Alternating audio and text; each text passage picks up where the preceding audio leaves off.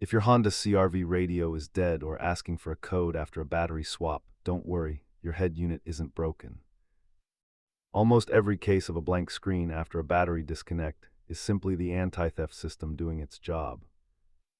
There are 3 ways to get your music back without spending a dime at the dealership. Start by holding the power button for 10 seconds. On many models, this bypasses the security prompt entirely.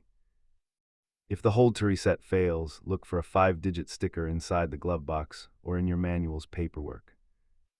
To get your serial number for an online lookup, hold buttons 1 and 6 while powering the unit on. If the screen is completely black with no lights at all, you likely popped a fuse during the battery swap. Most owners find success with the soft reset or the manual code found in their documentation. If it's totally dead, check the fuse box under the dash for a broken 7.5 amp radio fuse.